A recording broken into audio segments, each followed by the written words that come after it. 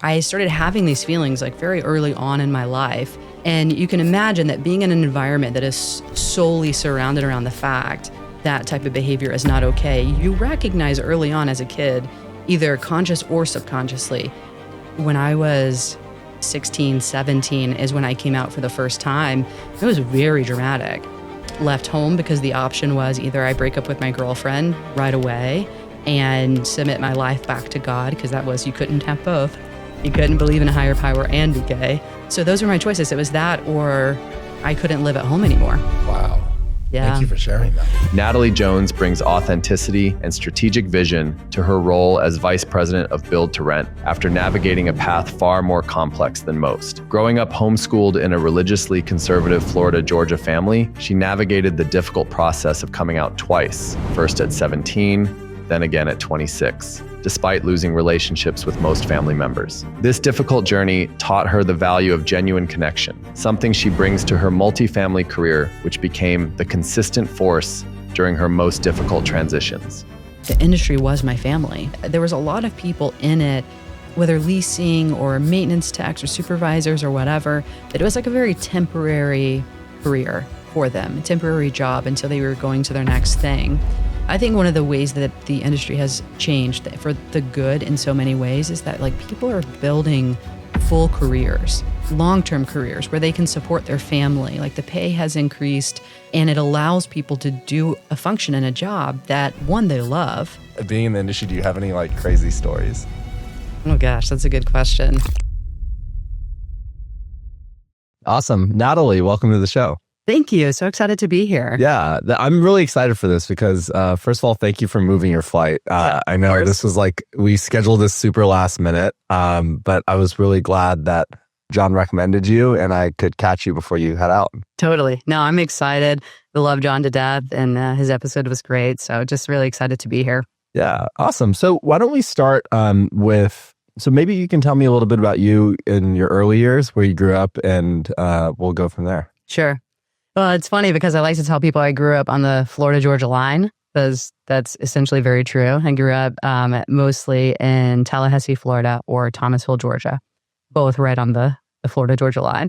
And so, yeah, I mean, I had a pretty unique upbringing. Grew up in a very religiously conservative family. I was homeschooled, so never been to public school until college, and fairly sheltered. So our life really revolved around all of our religious activities. And I grew up in a big family. So I have 4 siblings, 2 brothers, 2 sisters, and I'm the second oldest. So it was, I mean, my childhood was really, I was definitely more outdoorsy, very active. And so where my sisters were inside, painting nails and doing all of that, whatever they do inside, I don't know. I was outside with my brothers, like digging holes and setting up like traps and ramps for our bikes and all of that. So that's awesome. Yeah. Were all of you guys homeschooled? Yeah. It's funny that you bring this up. I've recently been really curious about schooling. For some reason, I listened to this podcast episode. Do you know Tim Ferriss? Mm-hmm. So Tim Ferriss brought on Naval, which is another guy, and then this other guy who basically does something called unschooling. Okay. And I guess the idea of unschooling is different than homeschooling, where you basically don't have like a fixed curriculum or a path or program or anything like that. You literally just allow the kid to follow his or her curiosity. But I guess I'm curious, interesting. What is homeschooling like? Well, it's funny. My wife likes With to 3 siblings, you said? 4. 4 siblings? Yeah, so 5 of us all together. And my wife likes to make a joke that it's like, how do you remember what grade you were in? Because I was the only one in my grade ever. Because, I'm homeschooled. So it was different. Well, it's honestly also, it was different, but also the only thing I knew until I got to college. And so I would say the positives to it is it afforded us like a lot of flexibility. So during the year, if we wanted to travel down and go to the beach, we just take our school with us. We go to the beach for a couple of weeks and do schooling from there. So there's a lot of flexibility with that. I think the negative for me growing up is that there wasn't a lot of exposure, and not necessarily exposure to everything that a kid would experience in public school. But my life really revolved around a very small group of people going to the same church, having the same mindset. And so, yeah, it was interesting. But in the early years, like my mom would be jumping in and we'd be doing projects and stuff together, science projects and all of this stuff. So I think the quality time that we had with my mom and even my dad would always help us with like math and stuff like that. So there were definitely like really fond memories of it. And then I think for some kids, like the lack of structure, having a little less structure than a schedule and going to school and all of that stuff, it was a little bit difficult. So for me, I think there were some of my siblings who did really well. For me, I think I had a little bit of a harder time, especially with academics, because I'm super smart, but didn't find out until just a couple of years ago that I have ADHD. So like not having like a really structured environment and then even like structured time where I can do whatever I want.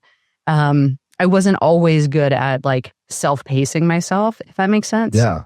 So it was a bit challenging. And then when I was going into college, it really brought on a lot of insecurity of like, am I smart? Like, can I do like in my mind, like real school like other people do? And which is kind of silly because we had to do all the state testing and everything that everyone else did. Yeah. But yeah, it was interesting. Wow. So I'm curious, why did your parents even decide to go that route?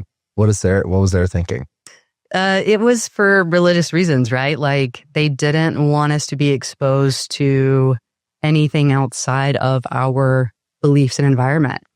They both went to public school. And I think for them, they just wanted to shelter us as much as possible. It came from a very good intent. I think the outcome wasn't as great, like how it actually played out in all of our lives. Even for my siblings now, the thought process can be kind of limited. Do you think it played out differently for different siblings? Mm-hmm. It did. Yeah, there's 5 of us all together. 2 of my siblings, like academically just excelled. Like they were born to be educated. Like I don't know how to explain it. And then I would say one of my brothers and myself, like we do really well in life. We've done very well in our careers and things like that.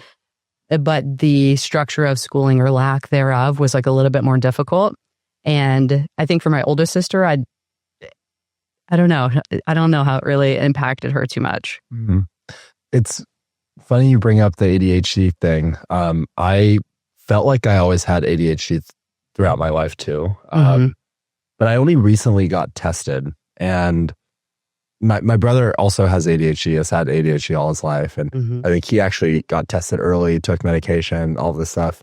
But it's crazy to think back, like in school, at least for me, the way it manifested. I mean, you were homeschooled, but I wasn't like able to focus in classes. So I would basically sit in the class and then, a couple minutes would go by and then I'd be trying to focus. I'd be sitting in the front. I'd put my phone away. And then all of a sudden I'd lose, and I did a lot of the engineering, math, physics, all that stuff. I'd lose track. And then I was like, okay, I can't catch up. And I would basically then go back home and then do the whole thing myself and learn on my own. And I don't know if that's ADHD or just not focusing, but similar to you, I kind of felt like why can't I just like focus, or why can't I focus, or why I'm literally sitting in the front, my phone is away, I'm trying to pay attention, why can't I focus? And then you have these other kids who are like multitasking and doing all these things and also paying attention. Totally. Well, and like for me, I have like the hyperactive side of it. So it's played out in my life like pretty substantially, like where I would get so bored. And I'm great at starting things, but I could not like long-term connect with something because I would get distracted and I would lose interest. And if it wasn't moving fast enough, I'd be like, okay, I can't do this, I'm out. And I see that kind of like play out in a lot of my life. And I'm similar to you where it was just like in the last really year and a half that I really went and got tested and realized I'm like, okay, I get it. Okay, this is how like a brain works when you can slow it down a little bit. It's very refreshing. I love it. So are you, have you considered like taking the medication and all that stuff? Yeah. So I started that about a year and a half ago, and it has made like a really big impact on my life, and mainly just for like my mental health. Like I have always been an overachiever, and I have moved so fast through so many things in my life. And I've really like not been able to really connect like in the present. I got married about 1.5 years ago, and we're like getting to the point where we want to have kids and all of this different stuff. And I got to this point, which is when I really went in and I'm like, I don't want to keep missing like all of the moments in my life. Like I look back and it's like, I look on my achievements and I graduated my MBA, and then I, won supervisor of the year, and like all of these moments that like really are very empowering and like means so much to me. And I wish that I had been more present in those moments and just given myself like a moment to breathe. And I look back now and I realize there were reasons why I couldn't quite slow down enough to really enjoy it. And so it's had, the medication to just kind of understanding ADHD in general. It's really provided me the ability to just slow down and connect and not in my brain be somewhere else. What do you feel like are the downsides? To be honest, for me, I haven't noticed. And I don't know if it's because there's not any or it's because positive impacts have been so great. I'm not sure, to be honest. Yeah, that's where, because I technically can get a prescription, but I was, for some reason, I'm hesitant. I don't know. I guess maybe it's, I don't want to get dependent on it. Reality is I'm dependent on coffee and yeah, same. But that's my hesitation, is I don't want to get dependent on it. But when I do take it, it definitely helps a ton. So I want to go back to your family. 5 siblings is a lot, or 5 of you all together. How do you guys like differ? And how are you guys similar? Oh gosh, that's a good question. I feel like from the time that we were little, I've always kind of been my own breed. And we were similar in the fact of like my youngest brother and I like sports. And we like similar hobbies and things like that. But to be honest, growing up, I was much closer to my brothers, and now, unfortunately, don't really have a relationship with any of them other than one sister, who's my youngest sister. And we can kind of get into the reasons why, but for now, I don't really feel like I know them as well. It's been quite some time since I've been in their life and they've been in mine. Why is that?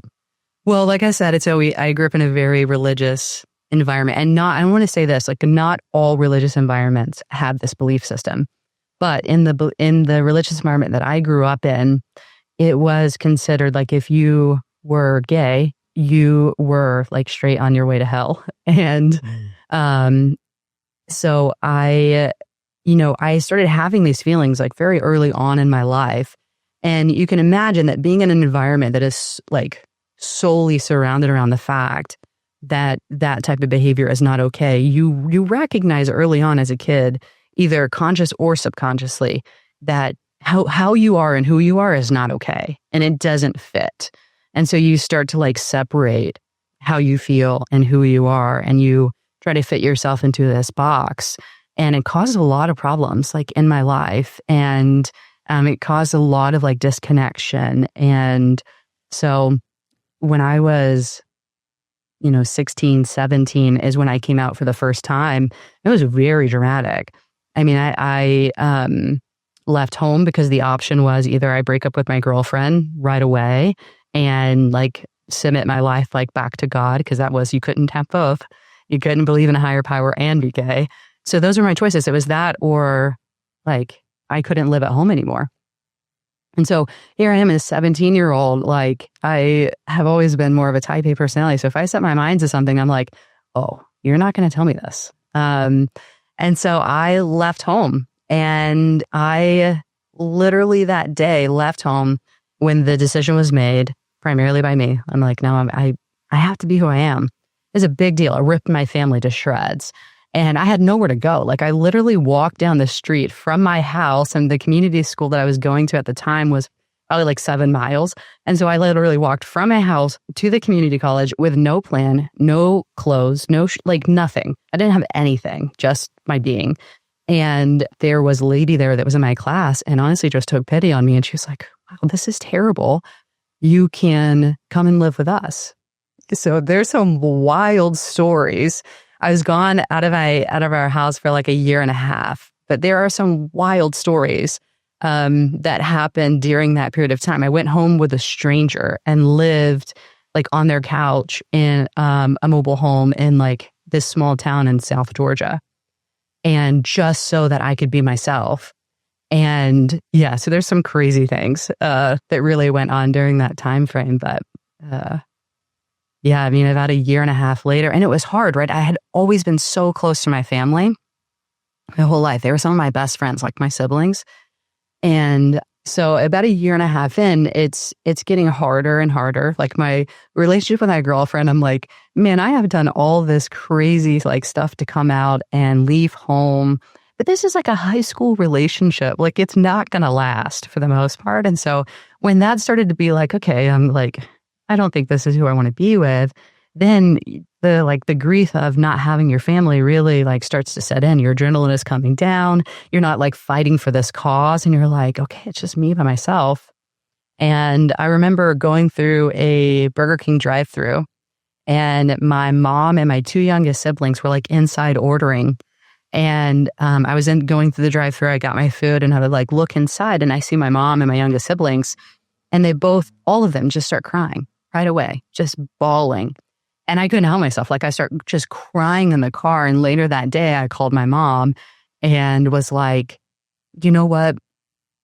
I just kind of like made up the story. Like, I know that this is, not for me. And I'll come home. I'll be straight and then, figure it out. And so that day I went home and pretended for many, many years after that. Wow. Yeah. Thank you for sharing that. Yeah. Wait, so how long were you living with this person for, you said? Oh, the lady from community college? From the community. Probably like 9 or 10 months. Wow. Yeah. And you did, in that period of time, you weren't in contact with your parents or your... No, the only reason that I would see them is that you have to understand that from their point of view, like they're doing everything because they're trying to save my life, right? So they're like going to these like random jobs that I'm getting and trying to get me fired, saying, either I'm not old enough, which wasn't true, just like trying really to cut off any like source of like income to where I even could live on my own. That was really the interaction that I had with them for the first like 9 to 10 months. And then slowly after that, they would, invite me over for dinner. Now, of course, like girlfriend could not come. It just had to be me. And then, we'd have these really awkward dinner conversations. And it was like, I was like this odd man out. And, all of my other siblings are there. And it's just weird and intense. And so besides that, there just wasn't a lot of interaction. It was all like pretty negative interaction. And was the experience for your parents different than your siblings? Or the reactions different? Or was it pretty much the same? So for all of my siblings except one sister, I would say all of my siblings still to this day stand with my parents and how they, there's no connection, there's no relationship. And they have pretty much kind of disowned my other sister as well for similar reasons. Because she's supporting you. Mm-hmm. And yeah, one of the major reasons. And so, yeah, I mean, it was pretty dramatic. And you can imagine too, like my youngest siblings are 5.5, almost 6 years younger than I am. And during that time, they're young. Yeah. They're they're still being homeschooled and they're going through all of these things. My parents are out really more focused on me, trying to find where I am or where I'm working and all this different stuff. So it had that season in our lives had quite a pretty big impact on all of us, but in different ways. So when you went back home, were you, and you said, you'll be straight and fake it. Mm-hmm. When you were saying that, did you actually did you believe that you would actually like fake it and change, or were you saying that just because you wanted to be home? Does the question make sense? It does. I think it's a complicated question because it's probably some of both. Yeah. I wanted it to be true. And I wanted it to be true because I knew that being gay meant I wouldn't have my family. And at that point in my life, I'm 19 years old by the time well, 18 years old. By the time I get back, I'm about to turn 19. And you're meant to have your family. Like, you are meant to have the people around you loving you and supporting you. And so I think in my mind, it was like, okay, I can do this. I can do this. Maybe this isn't who I am. Maybe it's not. And so you really don't have a choice. You would create too much like cognitive dissonance in yourself if you're like, okay, I'm going to just really fake this. So I think had to really, for the most part, deceive myself into believing that, okay, I can do this. I can do it. I'm sure I can find at least one man that I would like or be attracted to or love, because otherwise, what other option is there? You mentioned you were closer to your brothers than your sisters growing up, and you mentioned you'd play with, you'd spend more time playing with them. When was the earliest like memory or you felt like you were not straight? Do you remember like that? Yeah, I do. I was probably, I don't know, 10 or 11. And it's not that I never thought, like now looking back, I can tell like different thought process I've had. I'm like, oh yeah, that's a little different. But then I think I was probably 10 or 11 and I'm playing soccer like with all of my friends. And I really wanted this girl to be on my team.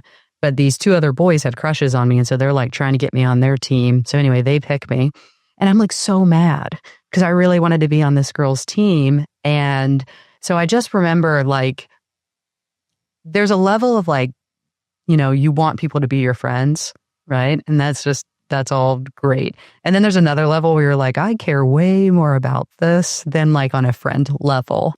And so just kind of looking back, I just noticed that the way that I felt about her was just a little bit different. Yeah. Or playing with my sister's friends, like we would be playing house, right? It's just what girls do.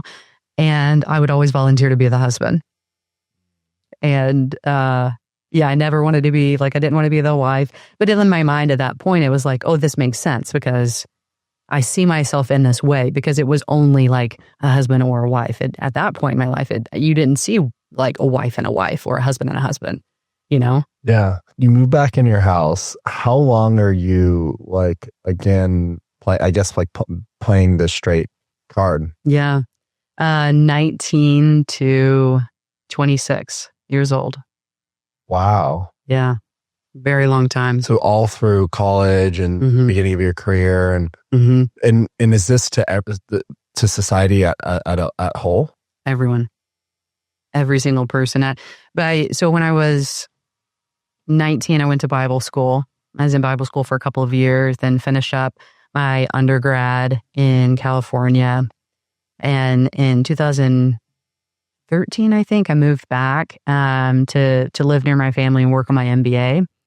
And yeah, so I mean, all through that period of time, I was dating guys and just trying to figure it out.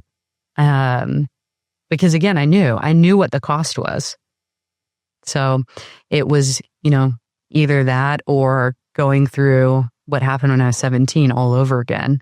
And so I met someone when I was 26, and looking back, I just was never confident enough to just come out for myself. It always was about like someone else or like coming out for. I think that connection and the thought process of what that could be like with that person, what a life could be like with that person was enough to like really conjure up enough like passion and courage to step out of what I was used to. But yeah, I mean, I remember the day that I came out for the second time and stayed out. But my family and I, we used to always go to movies. Like every Christmas, we always went to the movies, but we went to the movies a lot. And we all went to the movies that day. I don't even remember what we saw. And we were in the car, all driving back together. And we were just laughing. Like I honestly, to this day, can't even remember like what we were laughing about, but we were all just like cackling. And I knew that I was going to have the conversation with them, like when we got back. And I genuinely think about that time and that day. And I think that it was like a gift from God to me, because the last time I remember being with all my whole family and it being peaceful and full of connection and full of life was that day. And it was the last moment that I've had like that ever since. And after that, the drama continued and I had the conversation. And then, since that point, I've never had another Christmas, a Thanksgiving, a birthday. There's nieces and nephews in my family that I've never met. I don't know. And so, but I think about that particular day and I really do think that it was like a special gift for me, that it's like the last day I remember being with them was a day that we were like, just like cutting up and laughing and being how we were growing up. Thanks for sharing that. Have you ever tried to reconcile with them, or is it? Yeah. I mean, I've pretty consistently, one of the things that was really important to me in the process of coming out when I was actually an adult was that I would be able to do it and not have like any bitterness and walk through the process from a complete place of peace. Because the first time it was crazy. Like, I'm 17. I have no idea what I'm doing. And there was a lot of bitterness. It took us a couple of years to even kind of really work through that afterward because of some of the things that happened during that time.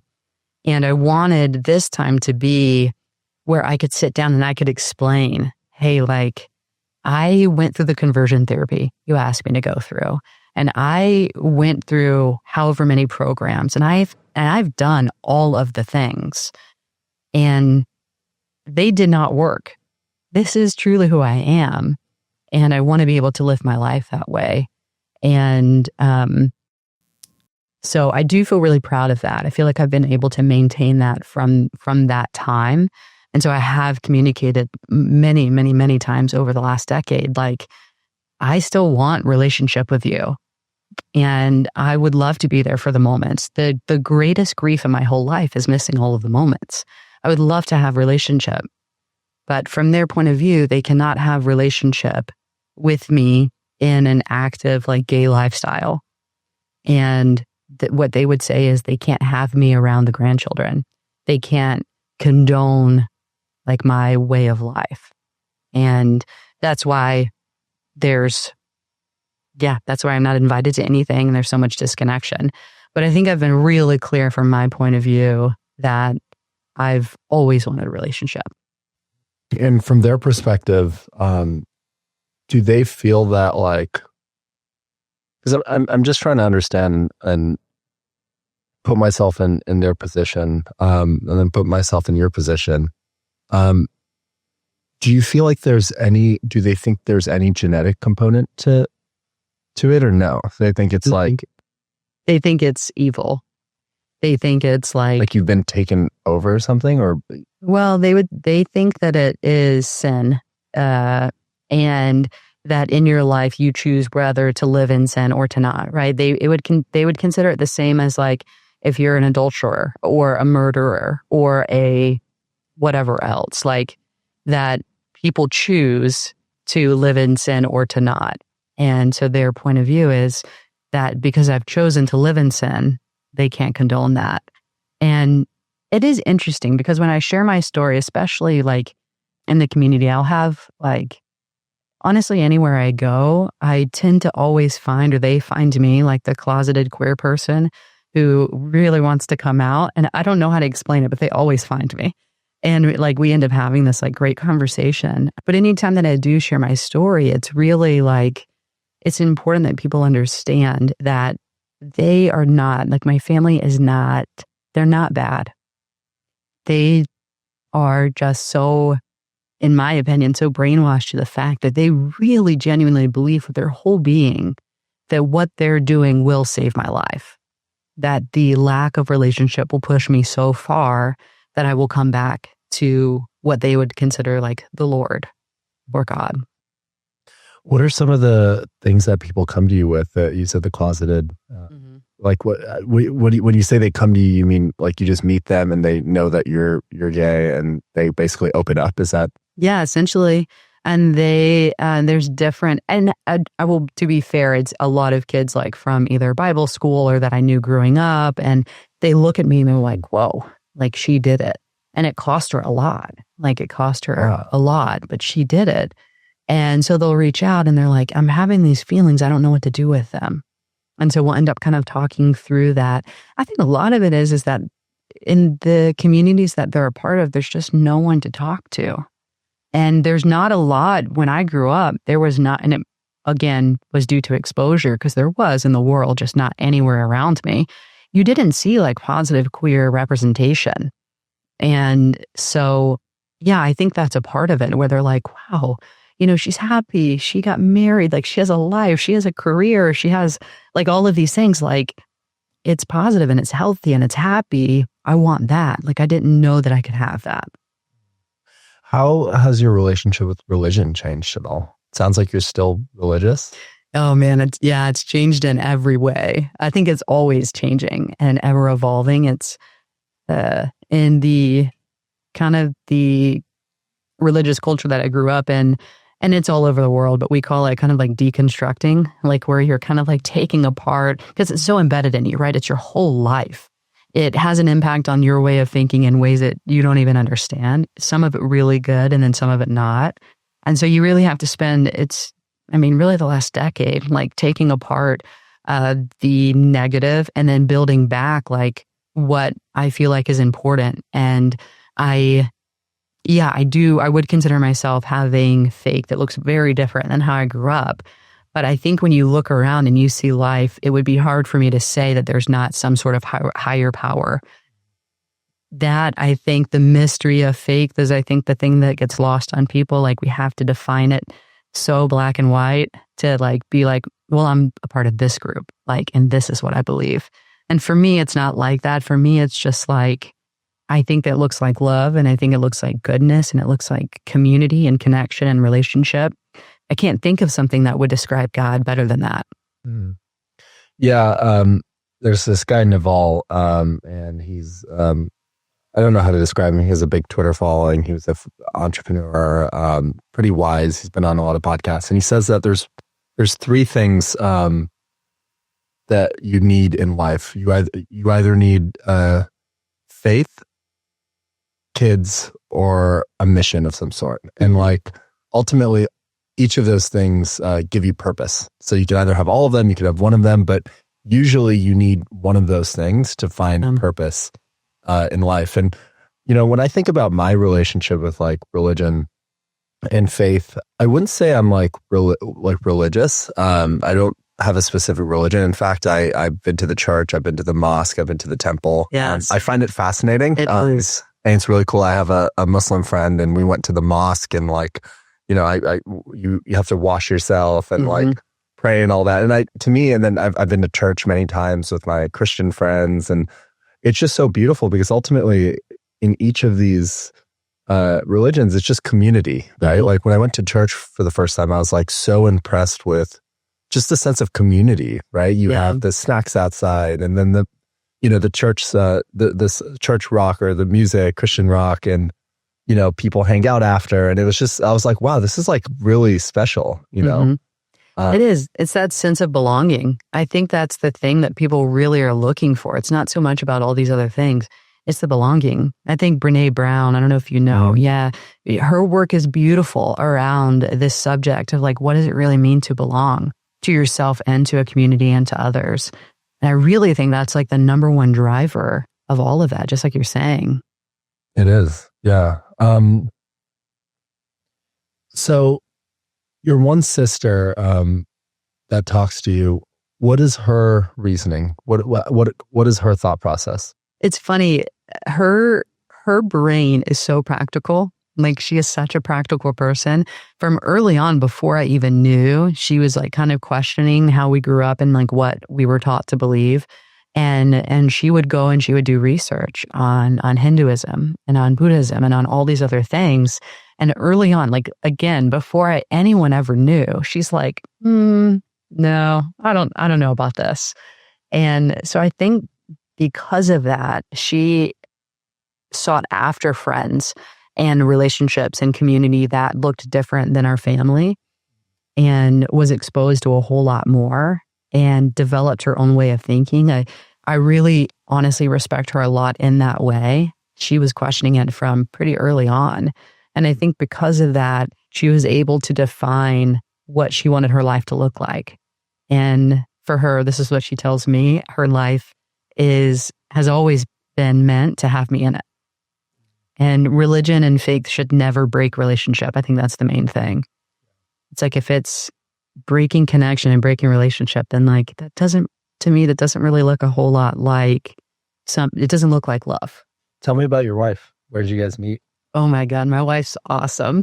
We actually met online, and I love downtown Phoenix. Like I am obsessed with downtown. Sorry, I forgot. You grew up in Phoenix area? No, so I grew up Florida, Georgia. Yeah. And then actually because of my job in multifamily, they moved me out here.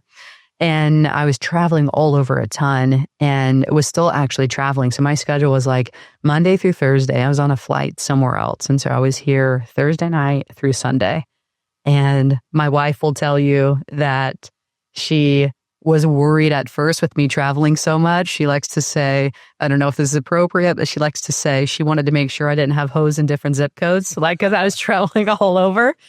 And it just makes me laugh because I'm like, no, that's not me. But yeah, so we met online and we had been talking for a little bit. And so we were going on our first date. And I was like, obviously, if you feel comfortable, I can pick you up. But just, let me know if that's not comfortable for you. And she's like, okay, yeah. She gives me her address. I put it in and it's like a quarter mile from my apartment. We lived right next to each other in downtown Phoenix. And John will tell you still, I'm obsessed. Like I love downtown. And anyway, so it was a first Friday in downtown Roosevelt Row area. They do like a first Friday of the month where there's like vendors that come out on the street. And it's just a really fun time. All the restaurants stay open late. And so that was our first date. And immediately, I don't even know how to describe it. I'd been on tons of dates, but when I went on the date with her, I was like, this is different. There's something really special about her. And we had already been talking like on a whole nother level of like depth that I hadn't quite like found in other people, which is really important to me. And from that time, we've been together ever since. And we moved in together downtown. We got a dog together. We named him Roosevelt after Roosevelt Row. This will show like my obsession with downtown Phoenix. Yeah. And then when we got married, or actually when we got engaged, there's like a 1.5 street like wall, like mural wall. So that's where I proposed. And right next to like this brewery that we loved, that's woman owned, which is really cool. And then we got married downtown Phoenix as well. Before you met your wife, what were the things you thought were important? And then after you met your wife and after you've been in this relationship, has that changed at all? That's a really good question. I think because of my experiences, different relationships, even after I'd come out, I recognized really early on, you're in a couple of relationships and you're like, oh, our values are like very different. And what types of challenges that causes. And so for me, I had been honestly doing a lot of like inner work. And it's like, who do I really want? Who would I want to be first? And then what does that look like with a partner? And so for me, it was like values-based led. So I was like, okay, I want someone who I can look into their life and they have friends of all different kinds of people, that they look different, they sound different, they believe different things. I don't want someone who all of their friends look and think just like them. That would be a red flag for me. I want to see variety. I want to see that they're not scared of something that's different from them. And then I also want to see like connection and a value for relationships and community and a value for social justice and a value for family and like that really truly understands like the most important pieces of life. I tend to be, whether I like it or not, I tend to be a very serious person. And so that surprises me actually. Yeah. My wife is like very fun loving, and I tend to be pretty introverted or probably ambivert. And I like need time to recharge. She never needs that. Like she is as social as they come. Like if you can look at like 105% worth of an extrovert, like that's her. And she keeps me laughing and she keeps it light. And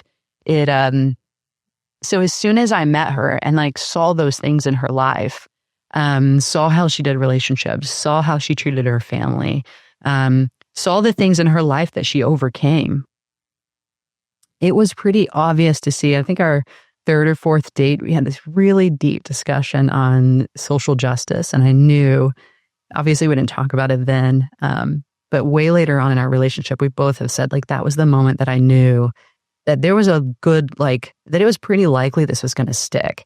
Because when you can look in someone's heart and like see their passion for people who are underrepresented or the underdog or anything like that, you're like, yes, you know? Did she have, was her path to coming out easier or? Yeah. And I think it's fair to say that she would say that as well. Her, the way that she grew up, they believed in God, but it was just like, yeah, you know, of course there's God, you know, that was it. And so when she came out, it was very much like, I think she was more worried about it than anything. And so when she would call her family, they'd be like, oh yeah, no, we knew. And so for her, like all of her friends, but see, that's the difference in like building the community around you of people who are very open and think differently, because they were just like, all of her friends, all of her family, they were like, that's awesome. You know, let us help you swipe on your app, you know? And so yeah, for her, it was very different. So she feels really passionate, especially hearing my story and just being in relationship with me. Like there's a lot of people who don't have that experience. And she's the first one to say that like she's pretty privileged in that way and wants to really to be there for other people in the community that need help. So I want to know why you love downtown Phoenix so much. For many reasons. One, the food is so good. It's like the best pizza place you've ever had. And I'm taking recommendations. Yeah. Here, what do you recommend? Okay, El Bosco. Okay. One of the best pizza places I've ever had in my life. Really? Yeah, they have this pizza called the Valentino. And it's El Bosco. I see David getting over there. Yeah. It has like hot honey and pepperoni. It's just literally so good. And they have this little like garden area where you just sit outside and kind of watch what's happening downtown. And then Greenwood is a brewery downtown that was started and run by women, which is pretty rare, I feel like, for breweries. And it is some of the best like beer you've ever had in your life. And the culture of downtown, it's just fun. Like everyone, it feels really open. There's so much happening. Like obviously downtown is changing like a ton. If you look at how many apartment buildings are coming up in that area, it's really growing and becoming more of a city. But it was also, I think, one of the first places for me that I fell in love with Phoenix. It was just a little bit different. You know, you see like the East Valley and West Valley. And when I moved here originally, I lived in East Valley. But living in downtown Phoenix is like a whole different experience. It's just so fun. Yeah. What is your multifamily origin story? How did you get in the industry? So when I lived in Florida, I was finishing up my MBA. And why'd you decide to do your MBA? What was I don't know. Honestly, I was just like, I had worked in social work right after college and really liked it. I've always been like really connected to people and really wanting like whatever business it is to serve people. But it was, there was like a financial acumen that I wanted as well. And like a drivenness to like see things move forward. And so I needed something that was a little bit more of a balance. You know, growing up, like my dad would, they would buy these like rental homes pretty much. And so like from the time I can remember, I'm like painting baseboards and getting it ready for whoever we're going to like lease it to. And so when much later on, I'm finishing up schooling and I'm like, I find this like random ad on Craigslist for a leasing agent. And the ad is send in your resume and send an email or whatever, but then call and leave us like a sales pitch. And people that know me will just probably laugh at this, but I'm like, okay, I'll do the other things. I'm not calling them. I'm not calling to do a sales pitch. So I was like probably a terrible leasing agent, to be honest. But anyway, they called me and then it was for affordable housing, actually. So really early on, I very much like connected to the fact of like how this is important in the community and how it serves people, and then was really able to connect like the business part of it and then also how it serves the community. And I think I think too, there's probably lots of things that I could have done and lots of times where I've considered doing other things. But when I transitioned, when I was 26 and I came out and all of the grief and everything with my family, the only way that I can describe it is that being in the industry, through all of that grief, it took really a couple of years to really get through some of that, like the hardest part of that. Like the industry was my family. It was the consistent force that was there through all of that and has been for the last decade.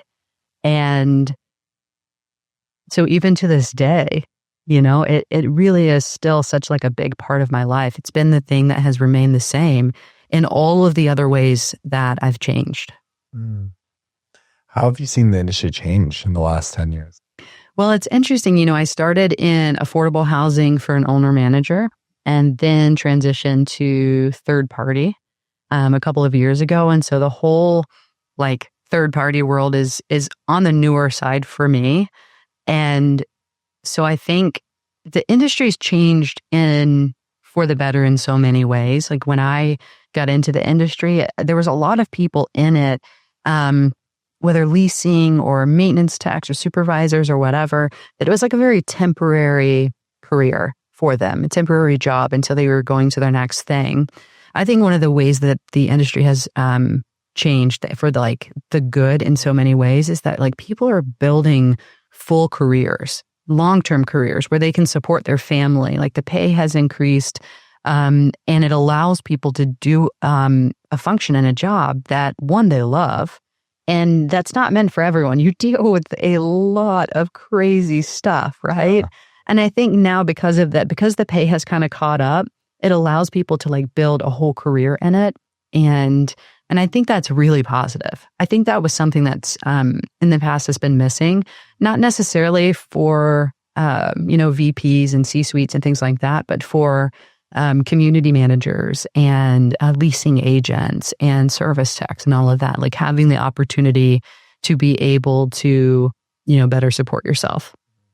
Yeah. On the crazy stuff point, we went to Social Media Summit in Napa last week and we did something called Confessions of Multifamily, where we had the mic and we kind of did like late night conversations, and we heard some just crazy stories of like resident stories where somebody, I think, got like swallowed by their anaconda or python, and they like walked in and the person was in the mouth, and then like just insane stories. I mean, insane stories. Do you being in the industry, do you have any like crazy stories?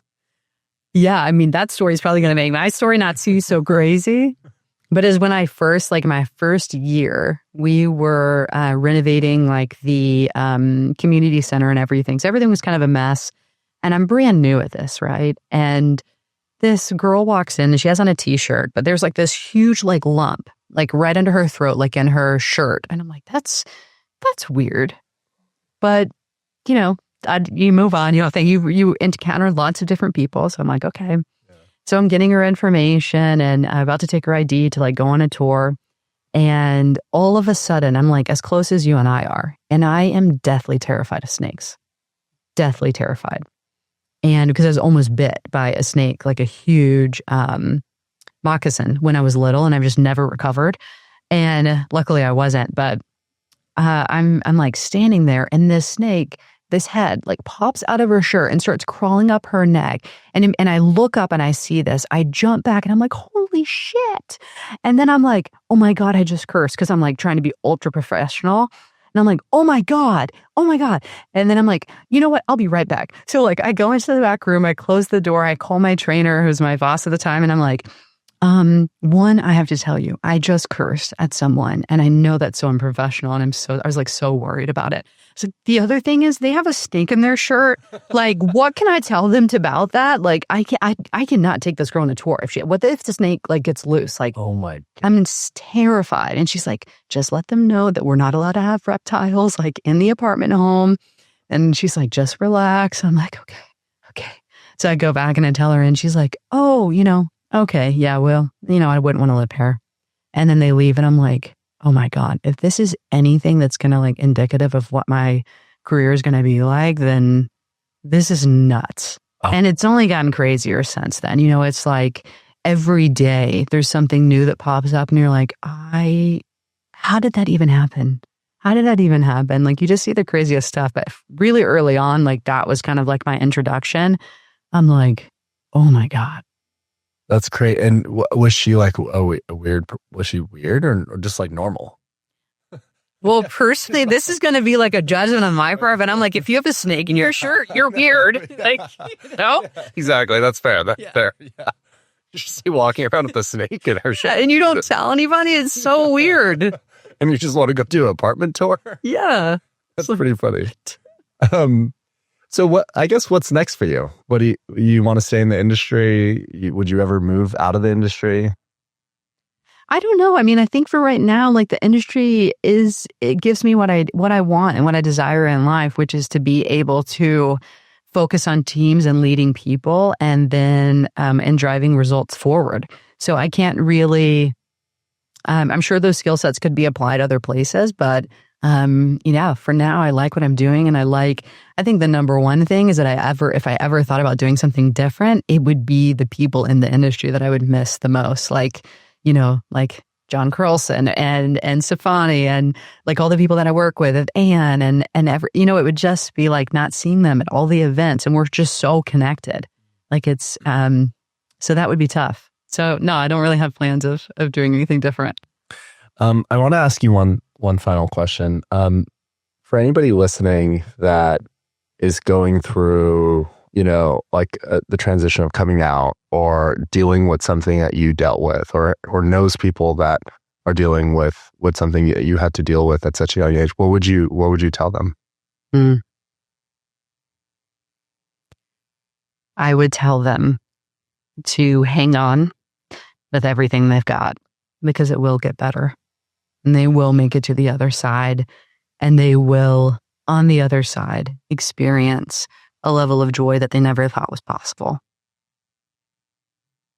Natalie, I want to thank you for coming on. I got goosebumps just now because I think it's just so incredibly like strong. Like what you did is so incredibly strong, and I can't even begin to understand it. But like to basically choose to honor who you are at the cost of your family is like unimaginable, and I can't imagine like how much strength it took. So I really admire you. I'm really glad we got to do this. So thank you again for moving your flight. Of course. And being flexible. Thank you. I really enjoyed the conversation too. Thank you.